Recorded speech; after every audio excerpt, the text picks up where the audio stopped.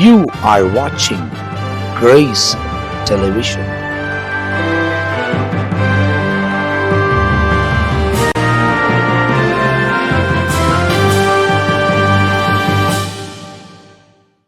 கர்த்தர் மீட்பருமாகிய இயேசு கிறிஸ்துவின் நாமத்திற்கு மகிமை உண்டாகட்டும். எனக்கு பிரியமானவர்களே, மீண்டும் இந்த காலையில் தேவனாகிய கர்த்தர் உங்களோடு பேசுவதற்கு வல்லமையுள்ள தேவனாக இருக்கிறார். நீங்கள் ஆவலோடு இருக்கீங்களா? தினமும் ஒரு சத்தத்தை, அவர் சத்தத்தை கேட்பதற்கு. எவ்வளோ சத்தம் நம்முடைய வாழ்க்கையில் கலக்கத்தை கொண்டு வருகிறது. ஆனால் என் ஜீவனுள்ள தேவனுடைய சத்தமோ உங்களுக்கு விடுதலையையும் மகிழ்ச்சியையும் கொடுக்கிறது என்பதில் சந்தேகமில்லை. இன்றைக்கும் உங்களுக்கு ஒரு வார்த்தையை நான் குறிப்பிட விரும்புகிறேன். நாம் நம்முடைய தேவைகளை யார் யாரிடத்திலோ போய் சொல்லுகிறோம்.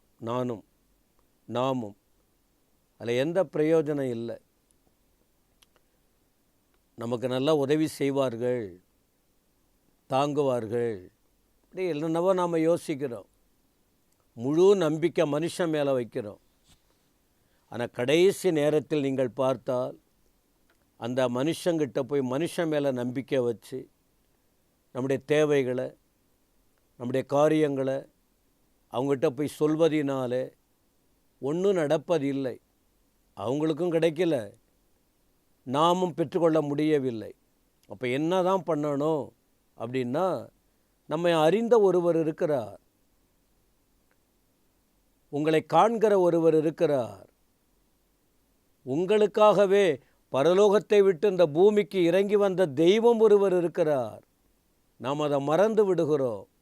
சொன்னால் கேட்காமல் அது யாரோ ஒருவருடைய கடவுள். நம்ம என்ன அப்படியெல்லாம் அவங்க சொல்லுகிறபடியெல்லாம் கேட்க முடியுமா? நமக்குன்னு ஒரு கொள்கை இல்லையா? நமக்குன்னு ஒரு வேறு வழி இல்லையான்னு சொல்லிட்டு சந்தேகத்தோடு ஒரு அடி முன்ன வந்து நம்பி பார்ப்போம என்ற அந்த எண்ணத்துக்கு வருவது இல்லை. ஆனால் நீங்கள் நம்ம சொல்லுகிறபடி கேட்டால், நீங்கள் எதை கேட்கிறீர்களோ அதை பெற்றுக்கொள்ள முடியும். மத்தேயு 7:7 சொல்லுகிறது, கேளுங்கள் அப்போது உங்களுக்கு கொடுக்கப்படும். கேளுங்க. அதாங்க நாங்கள் கேட்டுக்கிட்டு இருக்கிறோம். அந்த மனுஷங்கிட்ட கேளுங்கள் கொடுக்கப்படும். அதான் அந்த பெரியவர்கிட்ட கேட்டுக்கொண்டு இருக்கிறோம். அதான் அந்த தலைவர்கிட்ட போய் கேட்டுக்கொண்டு இருக்கிறோம். ஒன்றும் நடக்காது. ஆண்டவர் இயேசு சொன்னார், எங்கே கேட்கணும், எப்படி கேட்கணும்னு ஒரு 3 வாக்கியங்களை உங்களுக்கு நான் சொல்ல விரும்புகிறேன். யோவான் 14:13, நீங்கள் என் நாமத்தினாலே எதை கேட்பீர்களோ குமாரனில் பிதா மகிமைப்படும்படியாக அதை செய்வேன். எனக்கு அன்பானவர்களே, ஆண்டவர் என்ன சொல்கிறாரு? நீங்கள் கேளுங்க, நான் அதை செய்வேன். கண்டிப்பாக நான் செய்வேன். விளங்குதா உங்களுக்கு? ஏன் இந்த மனுஷங்கிட்ட மற்றவங்கக்கிட்ட கேட்க வேணாம் என்று சொல்லுகிறோம்? அவங்கக்கிட்ட எல்லாம் கொடுக்க முடியாது, பெற்றுக்கொள்ள முடியாது. ஆனால் என் ஆண்டவர் சொல்லுகிறார், அதை நான் செய்வேன். அப்போ அதை ஆண்டவர் நமக்கு ஒரு நம்பிக்கையாக சொல்கிறார், அதை நான் செய்வேன். எப்பொழுது அப்படின்னு சொன்னால், அவர் நாமத்தில். என்ன நாமம்? இயேசுவின் நாமத்தினாலே. இயேசு என்னும் நாமத்தில், இயேசுவின் நாமத்தில், என் நாமத்தில் எதை கேட்பீர்களோ குமாரனில் பிதா மகிமைப்படும்படியாக அதை செய்வேன். அப்போ என் நாமத்தில்னா இயேசு சாமி சொல்கிறாரு, என் பேரை சொல்லுங்க, அது வல்லமையுள்ள நாமம், அதில் அதிகாரம் இருக்குது. இயேசுங்கிற நாமத்தை சொல்லுங்க, பிதா மகிமைப்படுவார். குமாரனில் பிதா மகிமைப்படுவார். நான் அதை உங்களுக்கு செய்வேன் என்பதாக. பிரியமானவர்களே, அப்புறம் யோவான் 15 அதிகாரம் 7 வசனம்.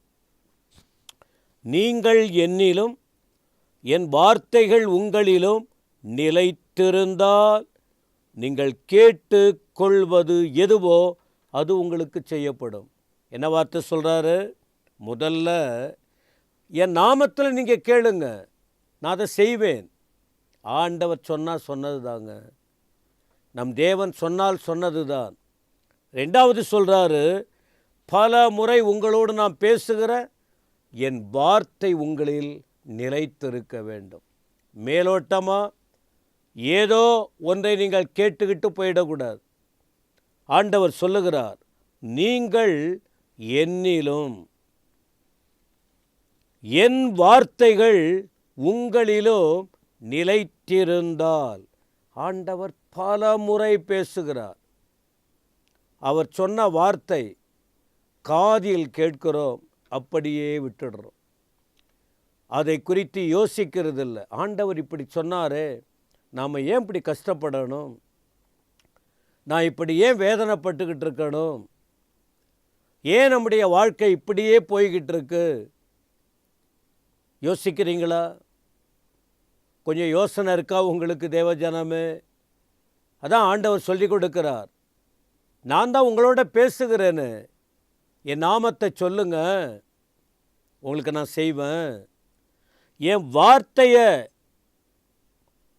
வார்த்தையில் இருங்க, என் வார்த்தையில் நிலைத்திருங்கள், கேட்டுட்டு விட்டுறாதீங்க.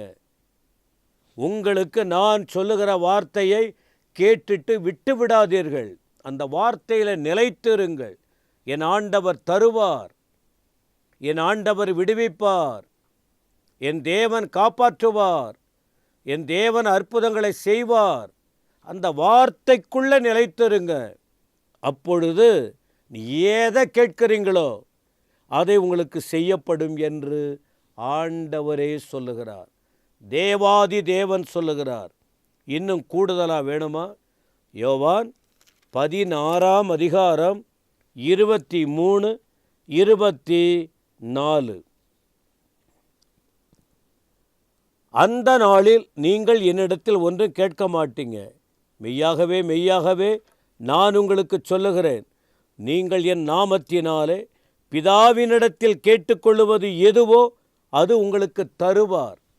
ஆண்டவர் இயேசுவின் நாமத்தை பயன்படுத்தணும், அதை உங்களுக்கு தருவார் என்பதாக 24ஆம் வசனத்தில், இதுவரைக்கும் நீங்கள் என் நாமத்தில் ஒன்றும் கேட்கலை, கேளுங்கள், அப்பொழுது உங்கள் சந்தோஷம் நிறைவாயிருக்கும்படி பெற்றுக்கொள்ளுவீர்கள். இதுக்கு மேலே விளக்கம் வேணுமா? ஆண்டவர் எவ்வளோ அழகாக தம்முடைய வார்த்தைகளை சொல்லுகிறார். இந்த வார்த்தையை பின்பற்றுங்க, சொல்வதின்படி கேளுங்க, செயல்படுங்க, கீழ்ப்படிங்க. ஆண்டவர் கண்டிப்பாக உங்கள் தேவைகளை அறிந்தவர், எல்லாவற்றையும் கொடுக்க அவர் வல்லவராய் இருக்கிறார். இந்த வார்த்தைகளுக்காக ஸ்தோத்திரம். தேவரீர் உம்முடைய ஆசீர்வாதங்களை பிள்ளைகளுக்கு தாரும். நாங்கள் உம்மிடத்தில் கேட்கிறோம், உங்கள் நாமத்தில் கேட்கிறோம், பிதா மகிமைப்படும்படி கேட்கிறோம். உம்முடைய வார்த்தைகள் எங்கள் இருதயத்தில் நிலைத்திருந்து உம்மிடத்தில் கேட்க உதவி செய்யும். நீங்கள் அப்படி செய்வீர்.